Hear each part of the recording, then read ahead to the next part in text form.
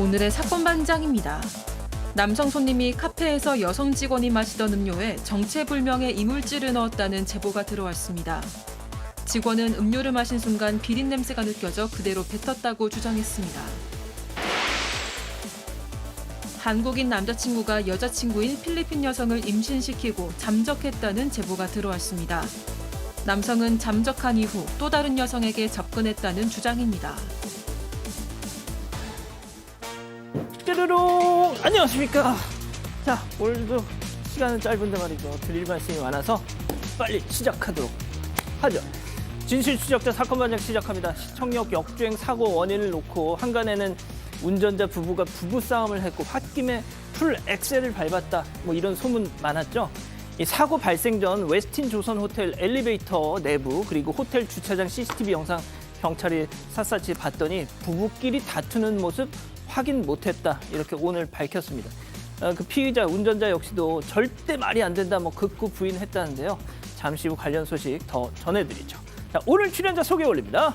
백다혜 아나운서, 박지은 변호사, 박상희 한국열린사이버대 교수, 김은배 전 서울청팀장 그리고 박준혜 수석 선생님 나오셨습니다. 안녕하세요. 안녕하세요. 어제 옥천 휴게소 인근에서 그 유명한 보여주세요. 우길기 벤츠 봤습니다.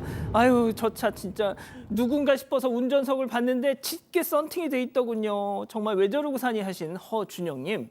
자, 용인 상현동 쌍용 1차 아파트 벤치에서 엄마가 휴대폰 지갑을 분실했어요. 근데 같은 아파트 주민이 가져가서는 시침이 뚝 CCTV로 잡았답니다. 으이그 하신 이은하님. 자, 서울 논현동 반지하 삽니다. 어떤 사람이 폐기물을 우리 집 창문 앞에 저렇게 그것도 화분 위에 덮어놨어요. 정말 왜 저 해도 너무한다 하신 김희주님. 자, 어제 정오쯤 4호선 안산행 열차에서 임산부석 앉은 아저씨를 봤는데 세상에 코레일 유니폼을 입고 있어요. 다른 사람은 몰라도 이건 아니지. 하신 송유진님 그리고 부산의 유효주님 모두 사랑합니다. 자, 재미는 물론 의리로 함께하는 아사사바 뉴스 750 대한민국과 전 세계 동포 가족 여러분의 시선을 모아서 출발합니다.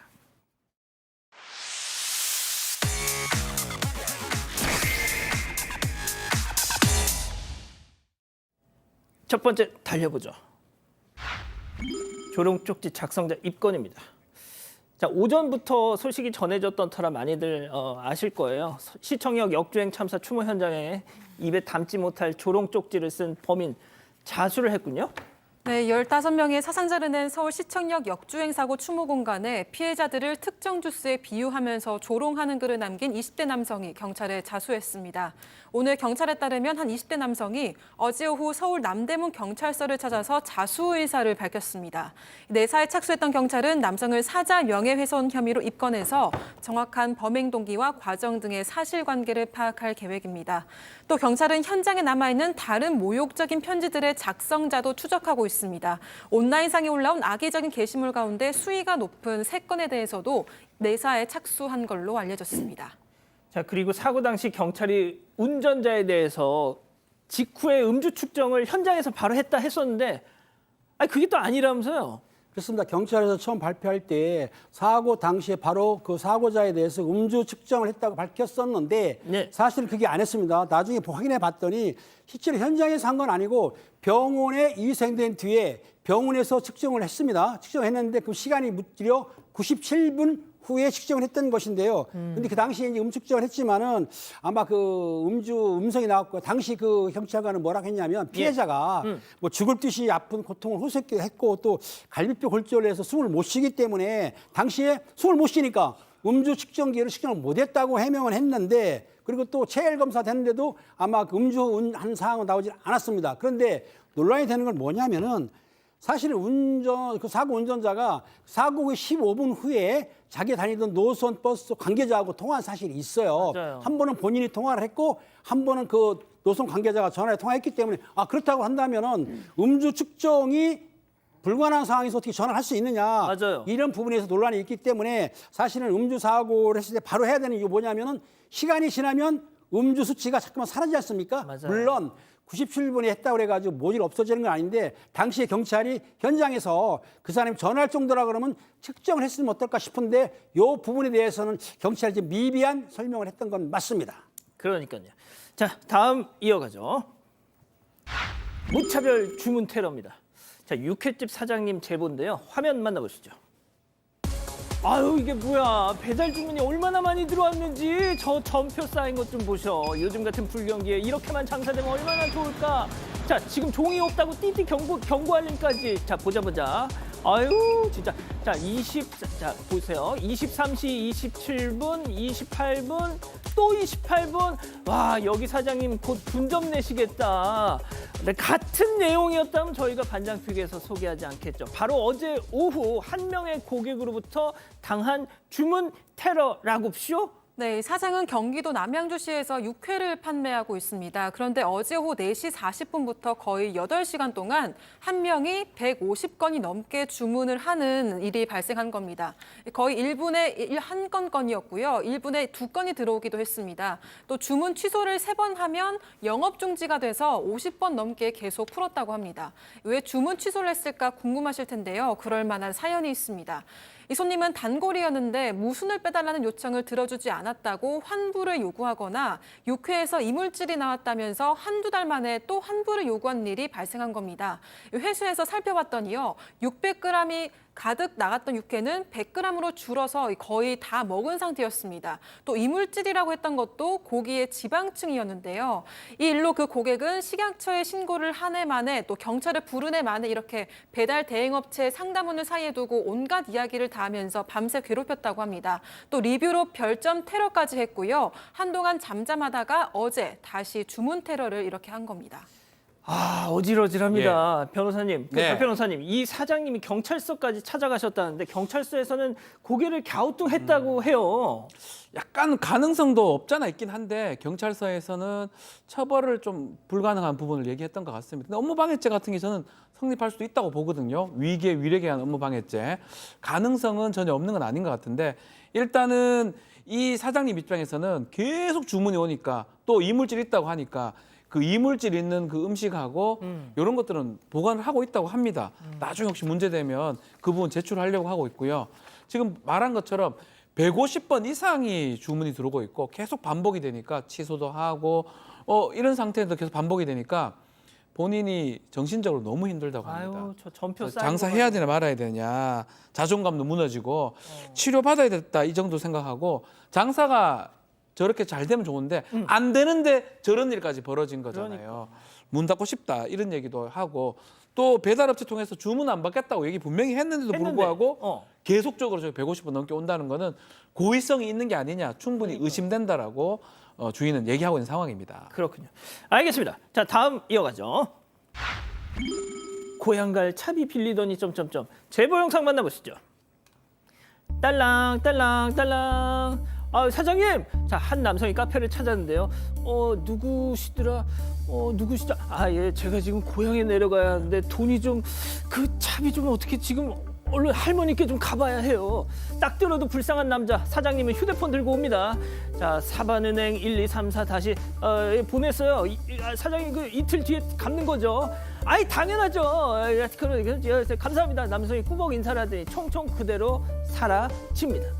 갚았으면 사건 반장이 나오지 않겠죠. 그러니까요. 저럴 때는 정말 좀 갚아야 좀 뭐 훈훈하지도 않아요. 갚아야 당연한 건데 네, 결국에는 지금 갚지를 않았어요. 7월 1일에 인천 미추홀구의 한 카페에서 일어난 일입니다. 20대 남성이 와서 정말 지금 할머니께서 저한테 돈을 좀 이체해야 되는데 돈을 이체할 줄을 모르신다. 저 지금 빨리 교양에 가서 할머니를 뵈야 된다라고 얘기하면서 16,700원만 좀 빌려달라고 했어요. 그 사장님께서는 안 갚을 수도 있겠다라는 생각이 들지만 그래도 좀 매몰차게 안 된다고 얘기하기가 좀 좀 찝찝하기도 하시고 또 그렇다고 뭐 그렇게 비싼 돈도 아니니까 일단은 구워줬다고 합니다. 그러면서 이틀 후에 갚는 거죠? 라고 얘기했더니 당연하죠? 라고 얘기를 했으나 감강무소식이었습니다. 아이고. 이 제보자께서는 이 청년 여러 군데 가서 똑같은 행동할 것 같다라는 걱정이 드셔서 경찰서에 가서 신고를 했지만 녹취가 없기 때문에 정확하게 증거가 없어서 이거를 수사할지 안 할지는 잘 모르겠다라고 경찰에 얘기하셨는데 다른 데 가서 똑같이 하면 또 피해자가 나오잖아요. 그거에 막기 위해서 제보하셨다고 합니다. 그렇군요. 좋습니다. 자, 다음 또 이어가죠. 황당 숙박업소 안내문입니다. 제보 사진 만나보시죠. 자, 한 숙박업소의 이용 안내인데요. 출입금지 대상자가 적혀 있죠. 보시죠. 자, 미성년자 혼숙 금지, 장기방 사절, 금연. 물론이죠. 자, 그런데 갑자기 특정 정치 세력 등장하고요. 게다가 의사를 비하하는 말. 자, 경기나 서울 일부 지역에 사는 사람들을 침팬지나 오랑우탄이라고 하질 않나. 호남, 전라, 제주에 사는 사람을 고릴라라고 하면서 역시나 출입 금지. 하지만 강남 3구랑 저기 양평에 사는 사람은 수준이 높은 국민이라면서 웰컴 대환영입니다. 자, 무슨 말 못할 사연이 있길래 이런 도발적인 안내 문구를? 뭐 사연이 있는지는 뭐 정확히 알 수 없지만 어디에 있는지냐면 서울 강동구의 천호동에 있는 숙박업소입니다. 저렇게 앞에는 뭐 1, 2, 3번 정도 출입금지, 미성년자, 혼숙 이런 것들은 문제가 없는데 정치적 어떤 색깔, 성향들이 좀 있는 것 같습니다. 이른바 좀 좌파라고 표현해놨는데 예컨대 경기 서남부 지역이라든지 서울, 강동, 강서, 강북, 전라도, 제주도 20, 40대, 20대, 30, 40대 그리고 이런 사람들은 침팬지, 뭐 고릴라, 오랑우탄 뭐 이렇게 표현을 했고요. 오지 마라. 강남 3구하고 경기 북동구 사람들은 아주 수준 높은 국민이니까 와라. 네, 어느 정당 지지율하고 좀 비슷하게 떨어지는 것 같아요. 그 국회의원 되는 거하고 아마 그런 것들을 비춰서 하는데 법적으로 좀 말씀을 좀 드리면 선택의 자유가 있습니다. 계약의 자유가 있고 이런 손님 받을 수 있고 한데 장사가 잘 안 되겠죠. 이렇게 되면. 예. 글쎄요, 뭐 본인 선택이긴 한데 그 선택이 과연 맞는 선택인지는 한번 생각해 보세요. 예, 알겠습니다. 자, 마지막 사연으로 가보죠. 남편의 직장 누님들입니다. 자, 집단 지성의 판단을 받아보고 싶으시대요. 네, 사회생활을 하느라 집에 늦게 들어오는 남편 때문에 스트레스를 받는다는 아내의 사연입니다. 사연자 부부는 현재 20대 중반인데요. 대학생일 때 갑자기 아이를 가지게 돼서 결혼을 했고 지금은 둘째까지 임신을 한 상태입니다. 남편은 집 근처 정육식당에서 오후 3시부터 새벽 2시까지 일을 하고 있다고 하고요. 그런데 문제가 일주일에 서너 번은 40, 50대인 동료 직원들이 가장 어린 직원인 남편을 데리고 퇴근을 하면서 꼭 술을 먹인다고 합니다. 사연자는 안 그래도 둘째를 임신해서 힘드니까 남편이 일찍 귀가를 해줬으면 좋겠는 마음인데요.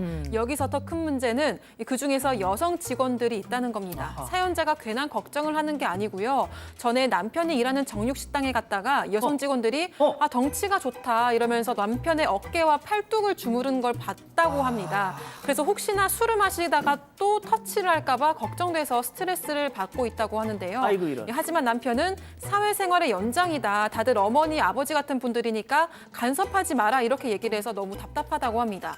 새벽 늦게 술을 마시고 여성 직원들의 터치까지 대수롭지 않게 여기는 남편이 걱정하는 걸 제가 예민한 건가요? 이렇게 사연을 보내주셨습니다. 오늘 충격적인 사연입니다. 자, 기다리고 기다리셨던 푸처 핸즈업 타임 6천여 분의 가족 여러분들 함께하고 계신데요. 채팅창에 OX로 함께 참여해보시죠. 먼저 사연자 아내입니다. 오빠, 은배 오빠 지금 뭐 하는 거야? 몸 간수 좀 잘해. 그거 너 추행당하는 거야. 사회생활 아니라고. 정육식당 아줌마들 만지라고 2두 바꾼 3두 바꾼 키운 거야? 100번 양보해서 아줌마들이 피곤하다가 오빠가 어깨 정도 주물러 주는 건 몰라도 왜 아줌마들이 널 만지게 하는 거냐고. 김은배 제발 정신 차려 동그라미. 그렇군요. 자, 들어보세요. 다음 남편입니다. 야, 상희야, 너 왜 이렇게 예민해? 내 근육이 좀 남다르니? 장모님도 내 근육 신기하다고 만진 적 있잖아. 그 양반들도 마찬가지야. 부모님 뻘이라니까, 부모님 뻘. 야, 그리고 생각 좀 해봐. 아이고, 우리 은배, 이 알통 좀 보소, 실한 거 좀 보소. 할 때, 만지지 마세요. 진짜 불쾌합니다 하면, 야, 그 정육식당 분위기가 어떻게 되겠니? 서로 웃으면서 일하는 거지, X.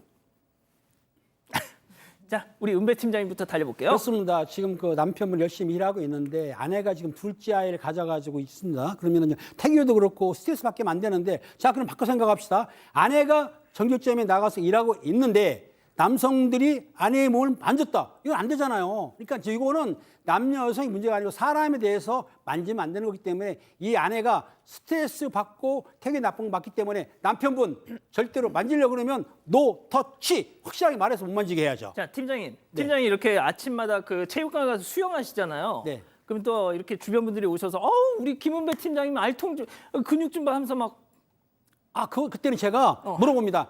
만져도 됩니까? 물어보면 저는 만지세요. 하죠. 동의를 해줍니다. 그런 관계 없죠. 네. 그렇구나. 자, 교수님.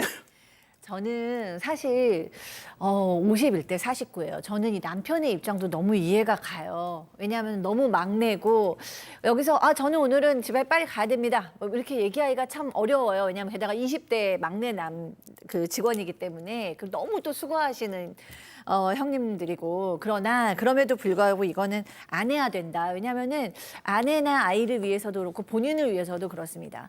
너무 새벽 2시까지 일했는데 그 후에 다시 술을 마시러 가면 도대체 몇 시까지 술을 마시는 거예요? 그러면은 일주일에 3-4번을 늘 밤을 새고 들어가는 거예요. 맞아요. 그러면 정말 가정이 온전할까요? 그렇게 되면 정말 직장을 바꿔야 될 수도 있는 상황인 것 같고요.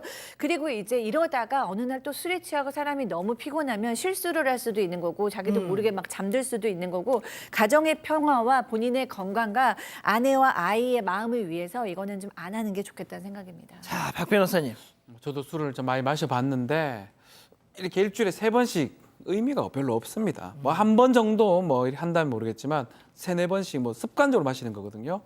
그래서 안 되고 특히 이게 성추행 같은 거잖아요. 그것도 하지 말아야 된다. 그 생각이 들어서 X를 들었습니다. 그렇군요. 왜 이렇게 간단하게 말씀하세요? 목이 조금 잠겨서 죄송한데. 자, 본인 생각 더하기 우리 가족 여러분들. 제가 말씀을 안 드렸는데 첫째가 돌입니다. 그래서 터치가 없다고 해도 일단 일주일에 3-4번은 심하다고 생각하고요. 집에 와서 좀 아이를 돌봐주면서 아내를 도와주는 게 맞다고 생각을 합니다. 그리고 댓글도 한번 보겠습니다.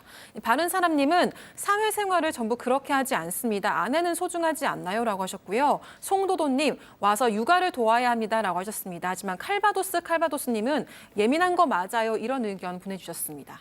자, 그렇군요. 자, 사반 제보 메일과 카톡 제보 채널에서는 많은 사연과 제보 기다리고 있습니다.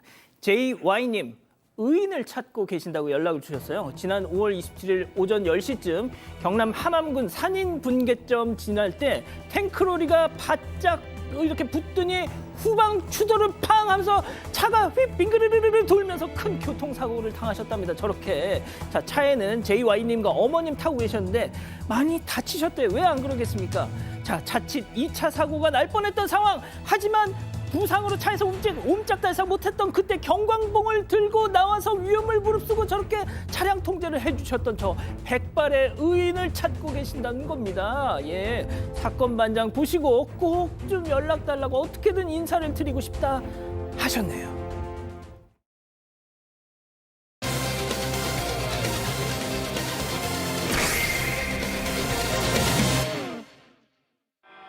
남성 손님이 카페에서 여성 직원이 마시던 음료에 정체불명의 이물질을 넣었다는 제보가 들어왔습니다. 직원은 음료를 마신 순간 비린 냄새가 느껴져 그대로 뱉었다고 주장했습니다. 당시 상황을 짚어봅니다. 자, 이 숙명여대 근처 카페에서 일을 하고 있는 어떤 여성 직원분이 제보를 주셨는데 우리 가족 여러분들 이번 사건 좀 집중해서 봐주십시오. 설명해 주시죠. 네, 지난 2일 오후 1시가 조금 넘은 시간에 숙명여대 인근에 있는 한 카페에 남성 손님이 들어오면서 시작된 일입니다. 해당 카페는 손님들이 많이 오지는 않는 편이어서 일요일을 제외하고는 한 명이 근무를 한다고 합니다. 매장의 근무자는 전부 여성이고요. 여성 직원은 오후 시간을 담당하고 있었다고 합니다. 그런데 한 남성 손님이 점퍼에 검은색 바지, 흰색 운동화 차림, 사선으로 가방을 맨 채로 초록색 장우산을 들고 들어왔다고 하는데요. 당시에는 한 테이블에 남녀 손님 2명만 있었고 직원의 지인이 있었다고 합니다. 남성은 계산대 앞으로 와서 메뉴판을 한참 보다가 주문을 했다고 하는데요. 이후 손님들이 가고 남성 손님과 여성 직원 이렇게 둘만 남았습니다. 그리고 조금 후 빵을 주문해서 직원은 손님에게 준비된 빵을 이렇게 가져다 줬다고 합니다. 자, 여성 직원은 홀 옆에 있는 테이블로 돌아가서 이 빨대로 음료를 마셨답니다. 그런데 마시자마자 싱크대로 달려가서 뱉을 수밖에 없었다는 거예요. 직원분 얘기 직접 들어보시죠. 제가 아이스 아메리카노를 항상 마시는데 이거를 빨대로 딱 빨아들이는 순간 정말 역하고 비린내가 나서 딱 반 모금 것 정도 삼키는 동시에 제가 뱉어냈거든요. 그리고 나서 컵에다가 코를 대고 이상해서 맡아보니까 너무 처음 맡아본 냄새가 났고 한 번도 이런 냄새는 난 적이 없었기 때문에 근데 이거는 아예 저희 매장에서 날 수 있는 냄새가 아니었어요. 자, 아이스 아메리카노를 마시는데 박 변호사님. 예. 그러니까 이게 처음 마신 게 아니라 마시고 있던 거였어요. 그렇죠. 자, 처음 마셨을 때랑 갑자기 나중에 마셨을 때 맛이 달라질 수가 없잖아요. 맛이 다르지 이렇게 생각했던 것 같아요. 예. 자, 그래서 뱉었는데 그 순간 도대체 이게 뭐지? 딱 번뜩였습니다. 자, 이 남성 손님 한 명이 떠올랐는데 이 손님이 사실은 음료를 주문하고 빵도 주문하고 1시간가량 머물렀다고 합니다. 근데 좀 눈에 띄는 행동을 좀 했던 것 같아요. 특히 수상적인 행동 중에 뭐가 하나 있냐면 뭔가 메모를 하면서 힐끗힐끗 직원을 쳐다보는 모습, 또 휴대전화도 보다가 또 힐끔힐끔 쳐다보는 좀 나오고 있죠. 뭘 먹다가 쳐다보고 직원이 있는 쪽 계속 응시하는 모습이 그러네요. 좀 있었다고 합니다. 직원의 지인이 있었는데 그 지인이 가고 나서는 더 노골적으로 쳐다봤다라고 하면서 자꾸 보니까 뭐 필요한 거 있습니까? 라고 이게 질문까지 했다고 하는데 근데 그때 조금 그런 생각 했던 것 같아요. 혹시 음료에 무슨 장난친 게 아닌가 이런 의심이 좀 들었다고 합니다. 1인 매장이다 보니까 손님과 나 두 사람밖에 없는 거잖아요.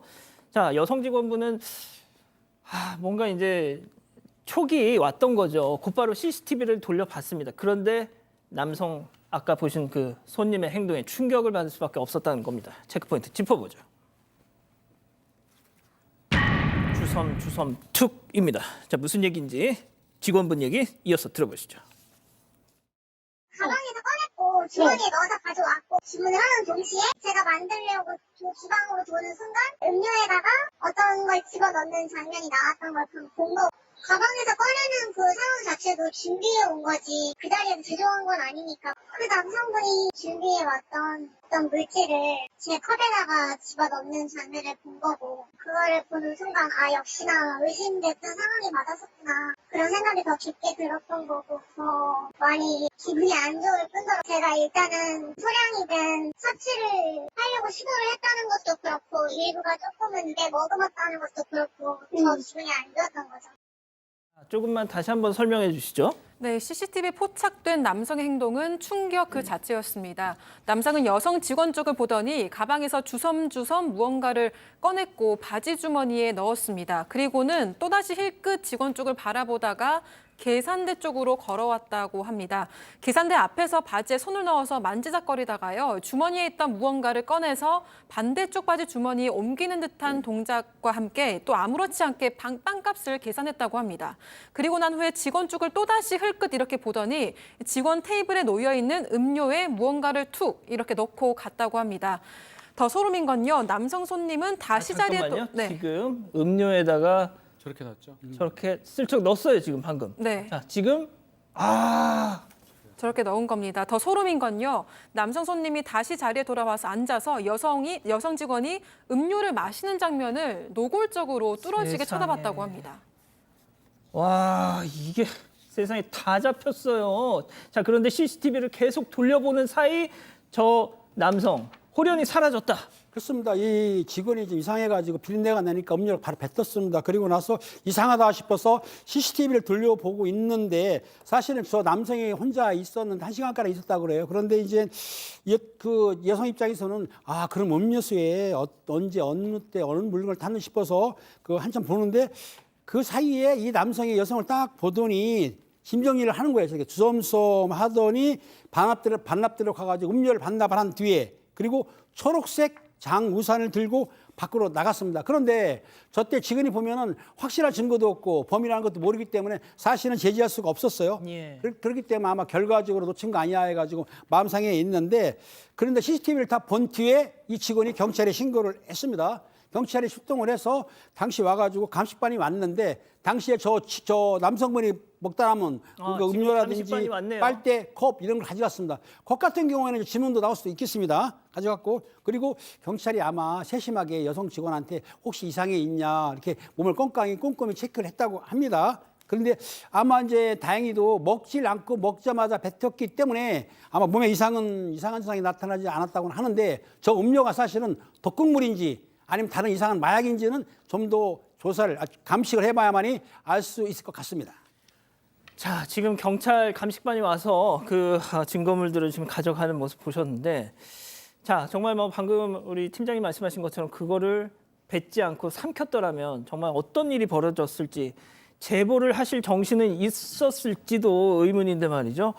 자, 경찰이 이 돌아간 뒤에 곰곰이 생각을 해봤더니 이 남성의 의심스러운 행동 교수님 또 있었다고요? 네, 그렇습니다. 남성이 처음에 음료수를 이제 주문하고 그다음 빵을 주문했잖아요. 근데 의뢰 이제 신용카드를 쓰는데 이 사람 신용카드를 쓰지 않고 이제 모바일 쿠폰을 썼어요. 근데 뭐 모바일 쿠폰을 쓸 수도 있습니다만 나중에 생각하니까 아, 이 사람 모바일 쿠폰을 쓰면 좀 신원이 안 들킬 수도 있잖아요. 지인한테 선물 받을 수도 있고 중고 거래에서 샀을 수도 있고 뭐 이런 이유가 아니었을까? 그러니까 이게 다 계획된 것이 아니었을까라는 생각이 들었습니다. 그래서 이 모바일 쿠폰이 보니까 한 번 쓰고 마는 것이 아니고 2만 원짜리였다는 거예요. 그래서 남은 금액이 있었습니다. 그래서 이제 본사에도 좀 전화해보고 그 모바일 쿠폰 관리하는 업체도 연락을 했는데 둘 다 여기는 이거는 개인정보기 때문에 그 카페에서 쓴 내용만 가능하다, 확인 가능하다라고 얘기한 상태라고 합니다.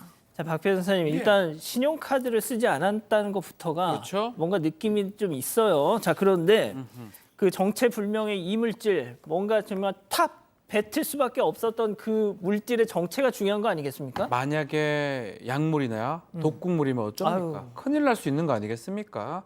상당히 충격적인데 실제로 지금 감정을 한 상황이고 결과는 좀 오래 걸린다고 합니다. 한 달 정도 걸린다고 하니까 지켜봐야 될 부분인데 어쨌든 이게 마약일지 뭐 어떤 거든지 간에 이게 충격적이고 범죄가 될 수가 있을 것 같습니다. 뭐 다른 물건이라도 사실 먹는 어떤 거기에 넣는 것도 잘못된 거기 때문에요. 지금 CCTV 확보해서 동선 파악하고 있고 또 문제는 이 남성이 썼던 모바일 쿠폰 사실 압수수색 영장 신청해서 누군지 확인이 가능하거든요. 그런 부분도 영장 신청한 상황이고 다만 이 직원분 몸에 이상이 있는지 좀 꼼꼼히 체크해달라고 경찰이 요청한 상황이에요. 오늘 이것도 마찬가지예요. 지금 못 잡는 거잖아요. 얼굴 공개되면 잡는 거예요, 바로. 그러니까요. 이상한 짓 했잖아요. 예. 최소한 이게 장난 아니거든요.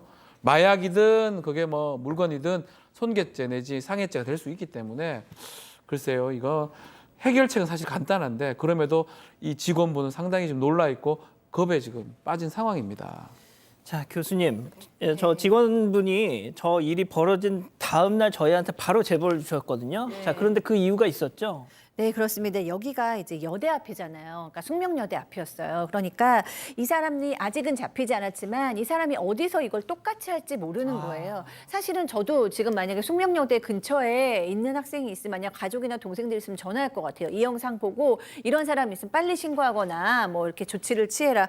왜냐하면 솔직히 저 같으면 저 음료수 저 마셨을 것 같거든요. 왜냐하면 항상 너무 좀 정신없이 그냥 목마르거나 이제 습관적으로 마시지 맛을 잘 감별하지 않으면서 마시는 경우도 많아서 그냥 마시고 나면 어떡해요. 그러니까 저 사람이 지금 여대 앞에서 계속 이런 행동을 하면 정말 큰일이기 때문에 이 제보하신 분께서 정말 다시는 피해자가 있으면 안 되기 때문에 빨리 제보를 하셨다고 합니다.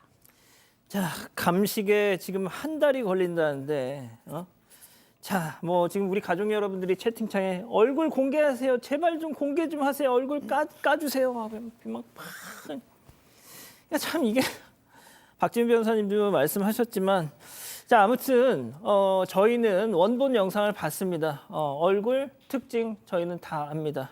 지금 이거 보고 있으면 빨리 자수하세요. 첫 번째 사건 정리하고요. 두 번째 사건 이어갑니다.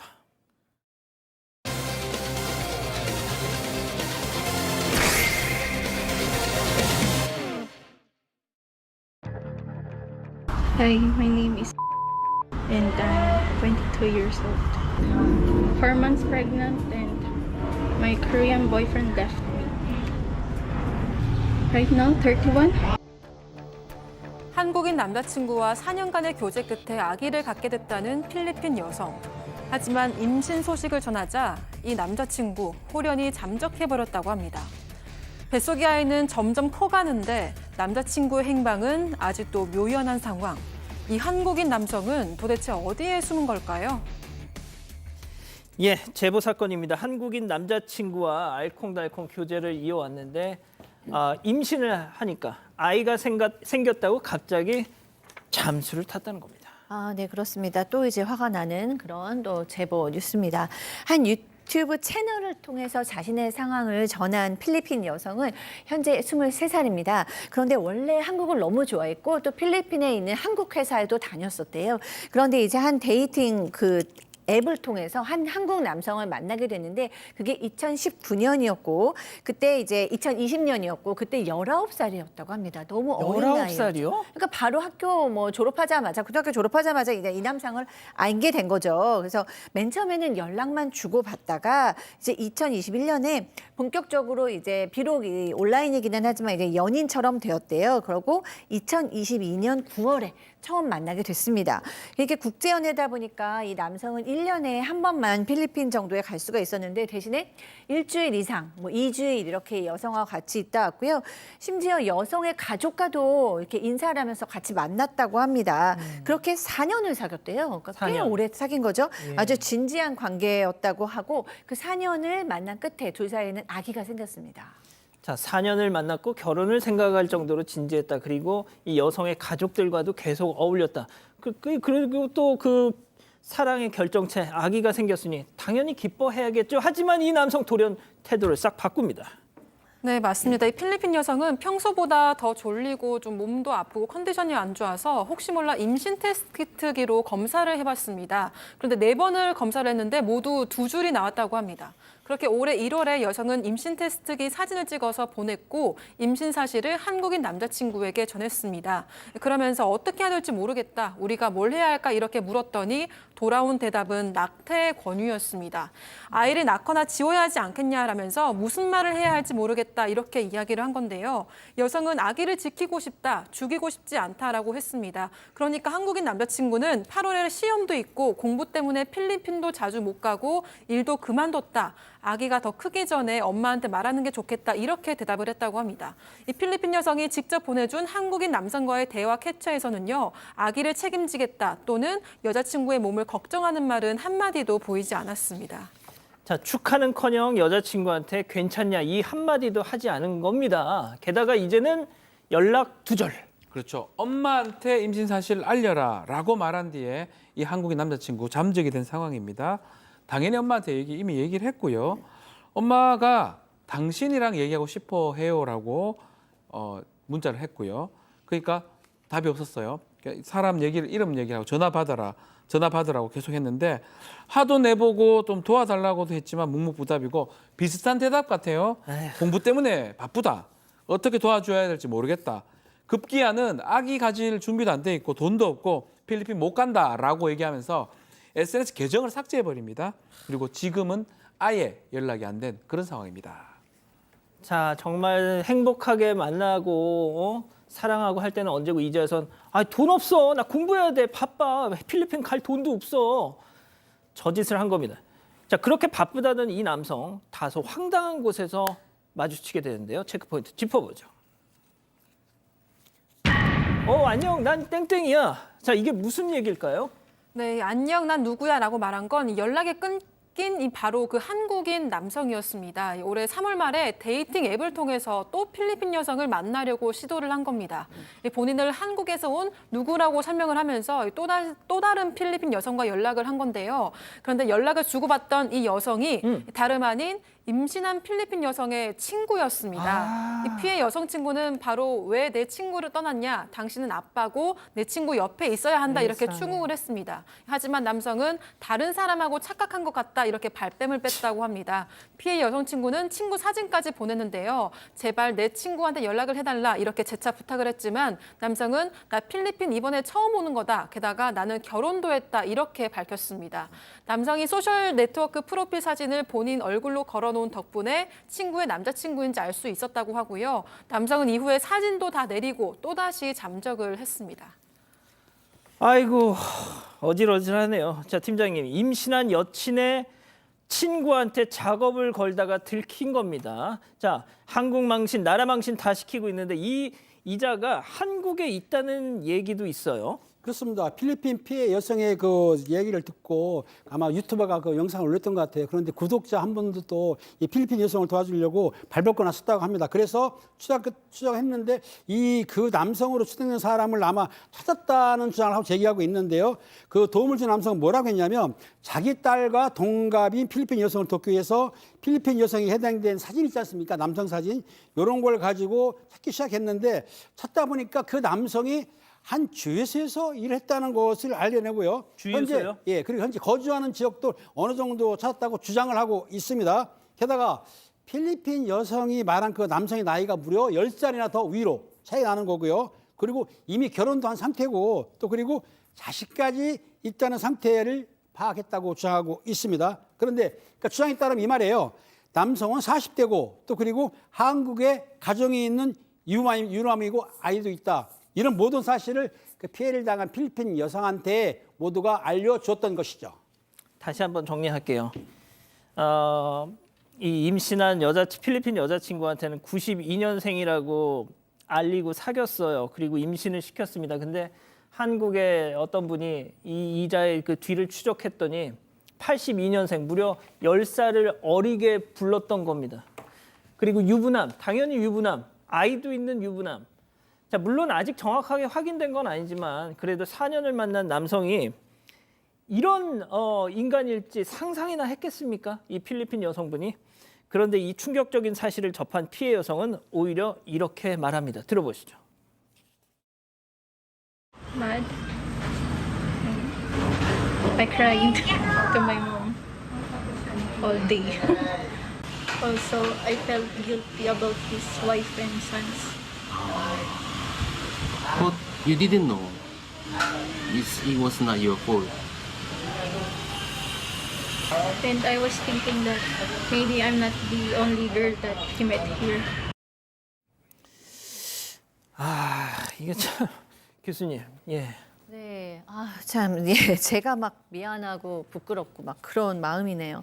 지금 저 여성은 임신 7개월로 들어가서 이제 배도 나온 상태라고 합니다. 근데 이제 이 사실을 알고 나서 뭐 굉장히 속상했겠죠. 본인의 인생이 걸린 문제였고 아이도 지금 뱃속에 있는데 그럼에도 불구하고 한국에 있는 아내와 아들에게 미안하다라는 얘기를 했고요. 그리고 또 피해자가 나뿐만이 아니고 더 있을 것 같다는 생각이 들고요. 굉장한 당당한 모습도 보여줬습니다.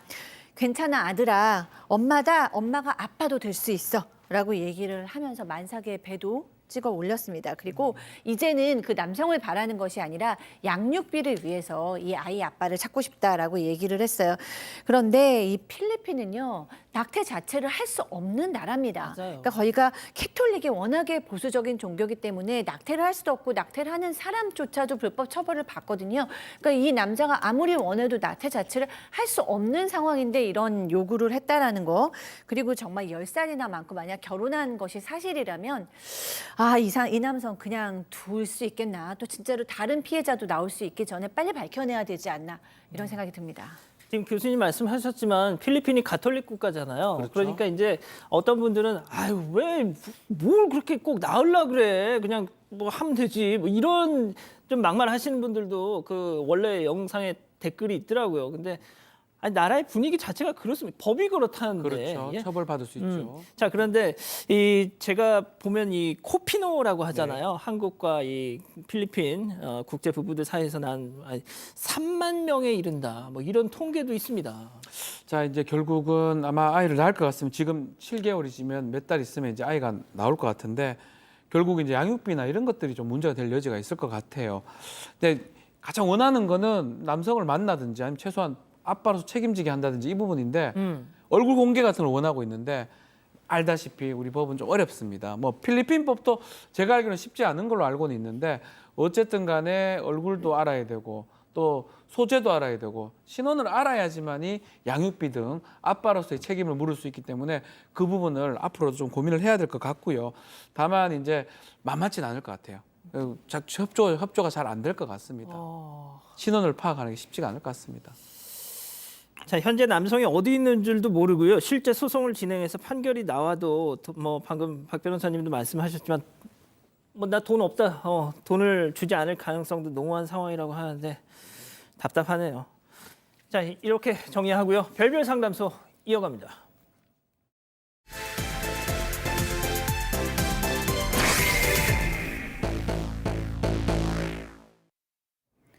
집에서 자꾸만 물건이 없어진다는 아내. 결국 절도범을 잡겠다면서 집안에 CCTV를 설치하는데요.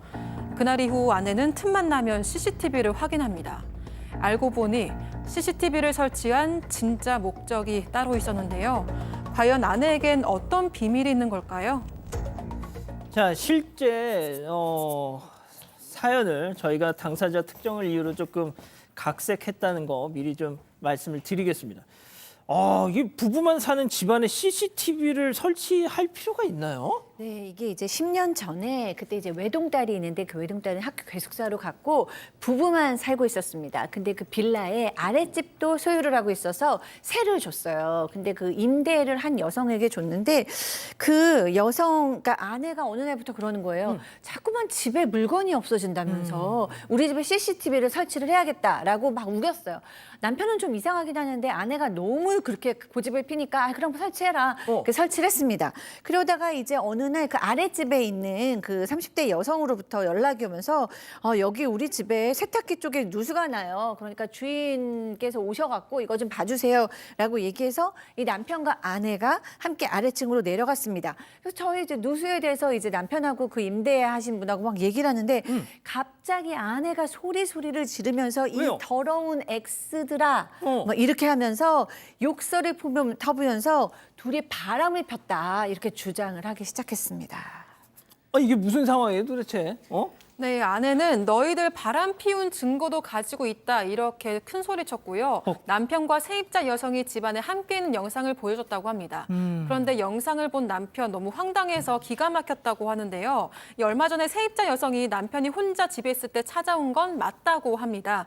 그런데 명절을 앞두고 과일 선물을 주려고 왔던 거라고 합니다. 여성은 사모님과 맛있게 드시라면서 과일을 줬고 1분 만에 갔다고 하고요. 또 남편은 아내에게도 세입자가 과일을 주고 갔다 이런 사실을 모두 말해줬었다고 합니다. 하지만 아내는 이 말을 믿지 않았던 겁니다. 사실 남편과 세입자 여성의 부적절한 관계를 이전부터도 의심해 왔다고 하는데요. 또 알고 보니까 아내가 집안에 CCTV를 설치한 것도 절도범을 잡으려는 게 아니라 남편과 이 여성의 불륜을 잡기 위한 거였다고 합니다. 세상에 이거 완전 함정 수사였잖아요, 팀장님. 그렇습니다. 근데 아내가 이렇게 한 이유가 있습니다. 이유가 뭐요? 뭐냐면 남편은 사실은 결혼 전부터 좀 여성들에게 인기가 많았던 것 같아요. 그런데 당시에 이 남편이 다른 여자를 만나고 있었는데 지금의 아내가 대시를 하니까는 이 남편은 뭔 얘기냐면 나는 오는 여자는 안 먹어 이런 스타일이기 때문에 갈아타가지고 지금 아내하고 결혼을 한 거예요. 이런 전과가 있어요. 그리고 열애할 당시에도 거짓말하고 나가서 술도 마시고 또 그리고 즉석 만나 마시죠. 즉석 만남을 몰래 하다가 예. 이 아내한테 몇 번을 걸렸어요. 그러니까 이 남편이 빌미를 줬던 것인데 그지만 이 남편은 뭐라고 하냐면 그렇지만 나는 결혼한 뒤에는 절대로 눈을 한눈 반 적이 없다라고 주장하고 있고요. 이건 오해다라면서 아내한테 적극적으로 해명을 했다고 합니다. 그러니까 아내도 그러면 내가 실수한 것 같아 미안하다 하면서 사과를 했고요. 그런데 이 애꿎게 피해본 세입자 있지 않습니까? 예. 세입자 얼마나 화나겠어요. 그래서 이분이 나갈 때 위로금도 주고 이사비용도 대주고 이렇게 해서 사건이 일단락이 되었다고 합니다. 자, 근데 오늘의 메인은 따로 있죠. 네. 자, 그렇게 좀 세입자 사건 이후에 그래도 업보를 풀겠다 하면서 잘 살고 또 열심히 또 남편이 집에 들어오고 살았다고 합니다. 10년 정도 지났는데 그 이후에 한 전화로 이 모든 것이 깨집니다. 왜? 그 전화는 누구한테 온 전화냐면 네. 친형한테 온 전화예요. 형. 친형이 전화가 왔는데 아주 노발대발하면서 너 나한테 좀 우리 집에 좀 빨리 와봐라 라고 화를 냈고요. 예. 동생이 남편 그 형 집에 형 집에. 찾아갔는데 가자마자 이 충격적인 이야기를 하게 됩니다. 뭐요?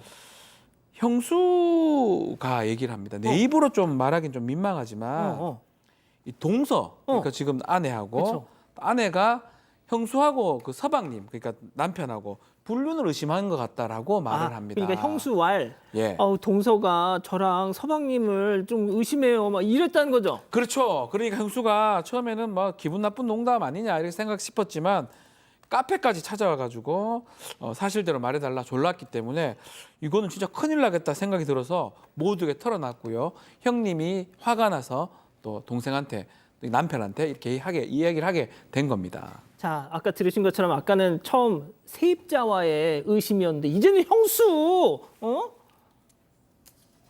형수. 네, 맞습니다. 바로 남편의 막내 조카 철수가 바로 남편의 혼외자 이런 주장을 한 건데요. 남편은 어떻게 형의 아들을 자신의 아들이라고 의심할 수 있는지 너무 기가 막혀서 말도 안 나왔다고 합니다. 이어 아내는 최근 명절 때 당신과 철수가 함께 있는 걸 보는데 순간 내 머릿속에서 찌르르하고 느낌이 왔다 이렇게 주장을 하기도 했습니다. 아내는 친자식도 아닌데 어떻게 두 사람이 그렇게 닮을 수가 있냐면서 아주버님이 젊었을 때는 자주 해외 출장을 다녔다고 하던데 솔직히 그때 당신이 형수랑 불장난했던 거 아니냐 이렇게 이야기를 했다고 합니다. 그러면서 아내는 어차피 시간도 지났고 다 이해할 테니까 솔직하게 말해보라 이렇게 남편을 구슬리기도 했다고 합니다. 이에 남편은 당신 정말 미친 거 아니냐 이렇게 따졌다고 하는데요. 하지만 아내는 당당하면 유전자 검사를 하자 이렇게 이야기를 하면서 오히려 큰 소리를 쳤다고 합니다. 교수님 여기서 네. 무슨 놈의 유전자 검사하면은 거봐 또 이러잖아요. 네, 그렇습니다. 이게 이제 병원에 이제 갔더니 의부증 진단을 일단 받았어요. 그러니까 의부증이라는 건 망상 장애이기 때문에 망상 장애라는 거는 아무리 그 상황이 아니다, 그 망상이 현실이 아니다라고 얘기해도 믿지 않으니까 망상 장애예요. 그러니까 당연히 내 조카 아니다라고 당연히 얘기하겠죠. 이건 말도 안 되는 얘기잖아요. 그런데도 당연히 믿지 않았어요.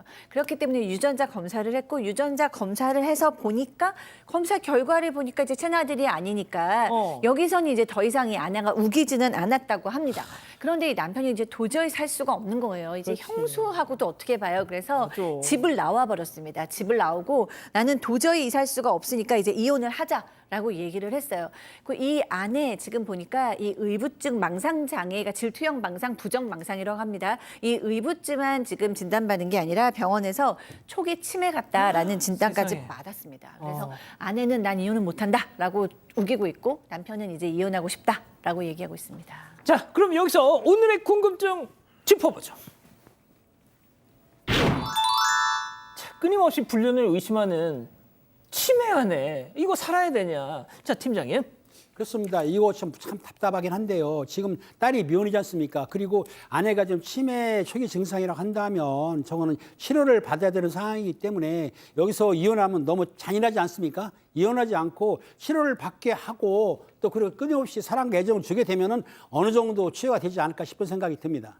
자, 교수님. 네. 정말 이 남편도 힘드셨을 거예요. 왜냐하면 의부증이 아내가 걸리거나 또 반대로 의처증이 걸리면 정말 너무 힘들어하거든요. 거기에 이제 가족에까지 영향을 주고 그다음에 이제 폭력까지 쓴다 그러면 정말 같이 살기가 어렵죠.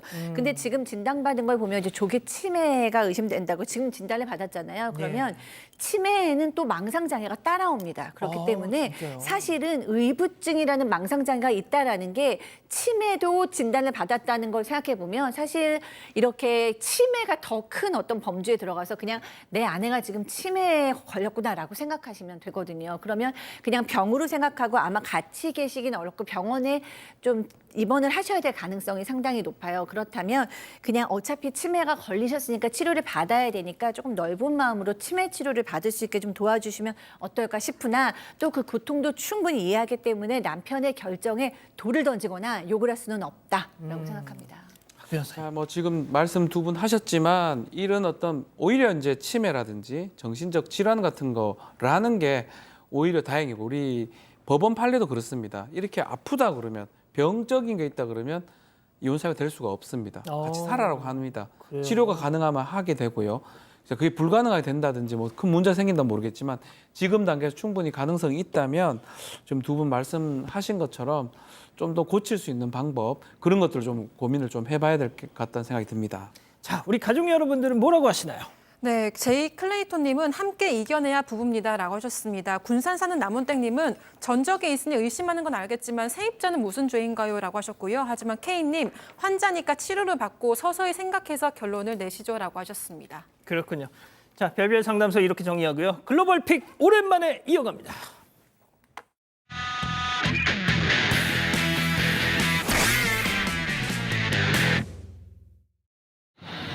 네, 인도입니다. 트럭이 도로를 뭐야, 달리는데 짐칸에서 불이 활활 타오르고 있습니다. 가득 실려있던 밀집에 불이 붙은 거였는데요. 하지만 운전자는 이를 전혀 모르는 듯이 계속 길을 달리고 있습니다. 급기야 불이 붙은 밀집 더미가 바닥 곳곳으로 떨어졌고요. 마을은 끔찍한 불바다로 만들었습니다. 야, 저 불 번지면 어떡해. 네, 극심한 공포에 빠진 주민들이 다급하게 차량을 뒤쫓아 가보는데요. 도로엔 자욱한 연기가 피어올라서 한 치 앞을 내다보기가 어려운 상황입니다. 마침내 멈춰선 차량이 보이는데 빠르게 번진 화염이 모든 걸 집어삼키고 말았습니다. 다행히 운전자는 주민들의 경고를 알아채고 무사히 탈출했다고 합니다. 아우, 다행이네요. 네, 신고를 받고 온 소방당국이 1시간 만에 화재를 진압했다고 하고요. 재산 피해는 있었지만 다행히 인명 피해는 없었다고 합니다. 미국으로 가보시죠. 네, 흰색 SUV 차량이 갓길에 서 있고 한 남성이 뒷좌석에서 무언가를 꺼냅니다. 그리고 두 팔로 옮겨서 길 위에 내려놓는데요. 이 충격적이게도 이 남성이 내려놓은 건 카시트에 앉아있는 어린아이였습니다. 남성은 아이를 길바닥에 방치를 하고 아무렇지 않게 차에 다시 올라타는데요. 이 광경을 목격한 사람들이 바로 다가가서 아이를 살펴보는데 이미 차량은 멀찌감치 떠나서 신호가 바뀌기만을 기다리고 있습니다. 뭐 하는 놈이에요, 저거? 네, 혹시 저 사람이 아이 아빠라면 정말 가슴이 아플 것 같은데요. 정체는 차량을 훔친 절도범이었습니다. 충돌 사고가 나서 아이 엄마가 잠시 내린 사이에 이를 노린 강도가 대신 운전석에 올라탔다는 건데요. 이 딸이 타고 있다는 엄마의 절규에도 그대로 달아났고요. 멀리 도망치고 나서야 카시트를 떼어내서 아이를 이렇게 유기한 겁니다. 이걸 다행이라고 해야 되나요, 이걸? 네, 다행히 3살 아이는 엄마 품으로 돌아갔습니다. 남성은 뻔뻔하게 피해자의 신용카드를 마트에서 사용하다가 얼굴이 노출됐고요. 납치, 차량 절도 등의 혐의로 끝내 체포돼서 구금됐습니다. 자, 다음은 베트남으로 가보시죠. 흰색 차량이 도로를 달리고 그 뒤로 검은색 SUV 차량이 뒤따르고 있습니다. 그때 뭔가 끼익 하는 소리와 함께 검은색 차량 타이어에서 하얀 연기가 안 보여, 피어오르는데요. 안 보여, 안 보여. 짙은 연기가 뒤덮으면서 시야가 가리고 잠시 후 서서히 거친데요. 검은색 차량 어디 갔습니까? 매직! 마치 마술이라 부린 것처럼 흔적도 없이 도로에서 증발해버렸습니다. 어디 갔어? 이 영상이 온라인에 공유가 되면서 누리끼들 사이에 갑론을박이 벌어졌고요. 먼저 타이어가 터진 듯한 소리를 봤을 때는 도로 밖으로 추락한 것이다 추측도 했지만 또 사고가 났다기엔 별다른 잔해나 흔적이 전혀 없죠. 또 다른 가설로는 순간적으로 가속에 멀리 가버렸다 뭐 이런 것도 있고요. 그런데 연기가 사라지는 그 짧은 시간에 어떻게 앞서가는 흰색 차량을 추월할 수 있겠냐 의문도 제기되는 상황입니다. 자, 이거는 아니 빨리 정답 좀 얘기해 자, 주세요. 가족분들 어떻게 보셨는지요? 치열한 토론이 지금 이어지고 있어요. 아니요. 결론 안 났습니다. 일부 누리꾼들 호그와트로 갔다는 농담도 아이, 그런 거 하지 던지고 마. 있습니다. 네, 어디 갔을까요? 자, 최근 온라인에서 화제가 되고 있는 영상 함께 보시죠. 선글라스 쓴 손님이 들어오고 입구 근처에선 양복 입은 남성이 점심 식사를 하고 있습니다. 한 손에 음식을 들고 휴대전화를 보는 게 영락없는 직장인이죠. 이때 아까 들어왔던 남성이 뒤로 접근해서 손잡이를 잡더니 휴대전화를 뺏으려 달려듭니다. 오. 자, 알고 보니 손님이 아니라 뒤에서 기회를 엿보던 도둑이었는데요. 아, 이런. 남성은 당황하기는커녕 도둑의 팔을 꽉 끼어 빼지 못하게 압박합니다. 오. 그리고 잡고 일어나 팔을 비트는데요. 오. 그럼에도 도둑이 몸부림치면서 예. 저항을 하자 목둘미를 확 잡아 채 바닥에 내동댕이 칩니다. 이렇게 도둑을 완전히 제압하기까지는 10초가 걸렸고요. 아유. 이 남성 직업은 변호사입니다. 주짓수 6년 이상 연마한 유단자였다고 합니다. 그렇군요.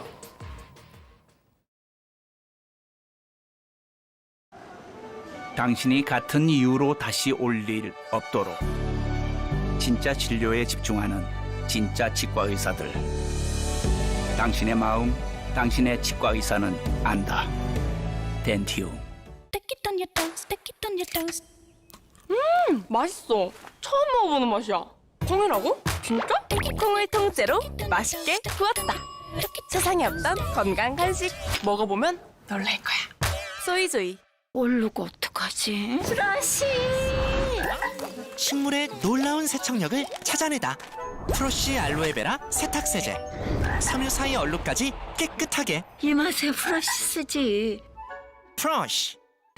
나 주차 며칠에 했지? 메모하세요. 나 핸드폰 없어졌어. 메모하세요. 비밀번호. 뭐예요? 예전 같지 않은 기억력. 메모레인 하세요. 생약복합 성분으로 기억력을 원활하게. 기억력 감퇴 개선제. 메모레인. 사랑하는 사건반장 가족 여러분, 시원한 주말 보내시고요. 저희는 다음 주 월요일에도 4만 750 저녁 7시 50분에 다시 옵니다. 안녕히 계십시오.